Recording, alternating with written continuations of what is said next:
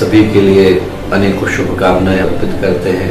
यही प्रार्थना पूज्य गुरुदेव से, माँ गायत्री से, वंदनीय माता जी से है कि जिन तक भी ये संदेश पहुँचे उन सबके जीवन सुखी रहें, सुरक्षित रहें, सौभाग्यशाली रहें, उनके शरीर से रोग दूर रहें, मन से उलझने दूर रहें, दिल से कष्ट दूर रहे, आंखों से आंसू दूर रहे, चेहरे की मुस्कुराहटें लौटें, प्रेम परिवार का जो है यदि कहीं खो गया हो तो वो लौटे, आपस का विश्वास वो लौटे।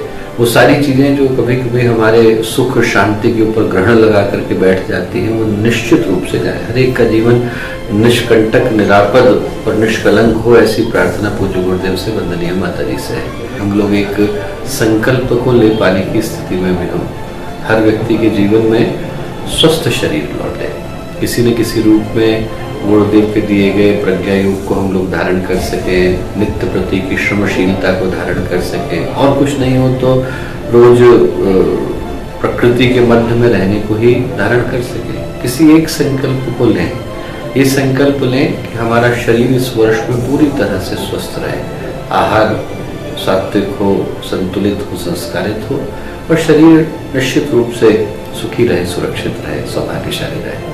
स्वच्छ मन के लिए संकल्प ले कि हमारी पढ़ने की आदत, कम से कम गुरुदेव के साहित्य को किसी न किसी रूप में अवश्य हम लोग पढ़ें। वो जो गुरुदेव का चिंतन है, सही पूछें तो आग है, अग्नि है, ज्वाला है, जिसके भी हृदय को स्पर्श करती है उसके जीवन को सदा के लिए बदल करके जाती है। उसमें से जितनी भी पुस्तकें हो सकें उनको इन वर्ष 2024 में हम लोग अपने स्वाध्याय का हिस्सा बना सकें, नित्य डायरी लेखन हमारे जीवन में आ सके, और समाज को, देश को, राष्ट्र को अच्छा बनाने के लिए हमारे हृदय से एक संकल्प निकल सके, ऐसी प्रार्थना हर व्यक्ति से होगी। स्मरण करें उस सौभाग्य का जो जीवन में आए, लें एक भाव संकल्प का, और साथ ही साथ वर्ष 2024 जब शुरू हो तो ये स्मरण रखें कि ये वर्ष एक बड़े ही गहन आध्यात्मिक भाव को लेकर के आया। गुरुदेव ने डेहरी का वर्ष कहा, महर्षि अरविंद ने तो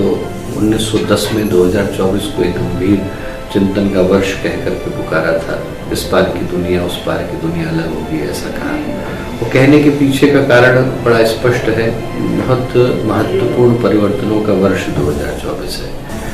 न केवल गायत्री परिवार एक गहन आध्यात्मिक आयोजन को संपन्न करने जा रहा है, बल्कि एक बड़ा दुर्लभ संयोग बन रहा है कि जब भगवान राम अयोध्या वापस लौटे और रावण का वध करने के उपरांत, तो उन्होंने अश्वमेध यज्ञ को संपन्न किया, और एक ऐसा देवीय ईश्वरीय संयोग बन रहा है कि इस बार जैसे ही भगवान राम की प्रतिष्ठा हो रही है, तो प्रतिष्ठा के होते के साथ ही अपने आप गायत्री परिवार का अश्वमेध यज्ञ संपन्न हो रहा है।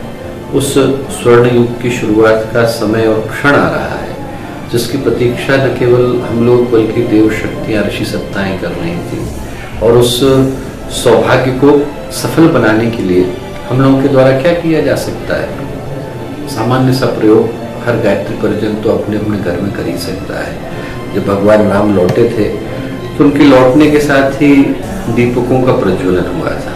प्रयत्न करें कि अपने अपने घर में उस दिन, जिस दिन भगवान राम की प्रतिष्ठा हो, तो वैसे ही दीपक जले, जिस तरीके के दीपक जो है भगवान राम के आगमन के समय में अयोध्या में आए थे। गायत्री परिजन करोड़ों की संख्या में है, यदि करोड़ों दीपक उस दिन जलते हैं, और वो जो जलने का प्रकाश है वो न केवल बाहर के अंधेरे को दूर करता है, बल्कि मनुष्य के अंदर छाए अंधेरे को भी दूर करता है। तो इससे बढ़कर के सौभाग्य का क्षण दूसरा नहीं हो सकता है। मैं कहूँगा एक भाव मन में आए कि ये वर्ष हमारे हृदय में, व्यक्तित्व के अंदर एक नए महत्वपूर्ण नूतन संकल्प को दे पाने की स्थिति में आए, सौभाग्य का स्मरण कर सकें, और जो आध्यात्मिक आहटें सुनाई पड़ रही हैं उनको सुन पाने की क्षमता हमारे अंदर विकसित हो सके। अनेकों लोगों से मुलाकात होती है, व्यक्ति का आत्मविश्वास कभी कभी लड़खड़ा गया है, गड़बड़ा गया है, उनके लिए भी मैं प्रार्थना करूंगा कि उनको ईश्वर इतना बल दे, इतनी शक्ति दे, और यही प्रार्थना करूंगा कि एक बार वो खड़े हो जाए और इस बात को मन में घन विश्वास के साथ थाम लें कि गुरुदेव उनके पीछे खड़े हुए हैं। ऐसा कोई व्यक्ति नहीं जो मूल्य विहीन हो, ऐसा कोई इस सृष्टि का अंश नहीं, कण नहीं, कोना नहीं जिसको भगवान ने अपने हाथ से खूबसूरती के साथ गढ़ा नहीं हो, निर्मित न किया हो। हमें हमारी कीमत को पहचानने के लिए ये वर्ष आया। याद करें सौभाग्य को, याद करें संकल्प को, याद करें नई प्रेरणाओं को, याद करें नई संभावनाओं को, और याद करें गुरुदेव के साथ के अपने विश्वास को, संबंध को। हमारा उनका संबंध फेविक्विक के जोड़ की तरह से होना चाहिए। गुरुदेव कहते थे कि गुरु और शिष्य का संबंध जो है वो नवविवाहिता दुल्हन का होता है। डोली पे चढ़ के आती है, अर्थी पड़ जाती है। एक बार जुड़ गए तो अब जीवन में पलटने का, हटने का, मुड़ने का प्रश्न नहीं, जीवन उनको सौंप दिया है। और इस भाव के साथ हम लोग प्रार्थना करें कि जो नया वर्ष आ रहा है वो नई नई चेतनाओं को, नई नई उमंगों को, नए नए संकल्पों को जन्म दे। एक दिनकर की कविता याद आ रही है, सुना करके बात को समाप्त करूंगा। उनने बहुत वर्षों पहले लिखा और वो शायद आज ही की परिस्थितियों के लिए लिखा। उन्हें लिखा, गाओ कवियों जय गान कल्पना तानो, गाओ कवियों जय गान कल्पना तानो, आ रहा देवता तुम उसको पहचानो। है एक हाथ में परशु एक में कुश है, आ रहा नए भारत का भाग्य पुरुष है। अंगार हार अर्पो अर्चना करो रे, अंगार हार अर्पो अर्चना करो रे, आंखों की ज्वालाएं देख मत डरो रे। सच है आंखों में आग लिए आता है, पर हाँ स्वदेश का भाग लिए आता है।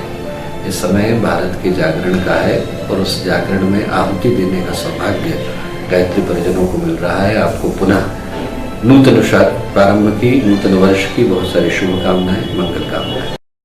हमारे YouTube चैनल शांति कुंज वीडियो गायत्री परिवार को सब्सक्राइब करें एवं बेल आइकन जरूर दबाएं ताकि गायत्री परिवार की विभिन्न गतिविधियों की जानकारी आपको मिलती रहे।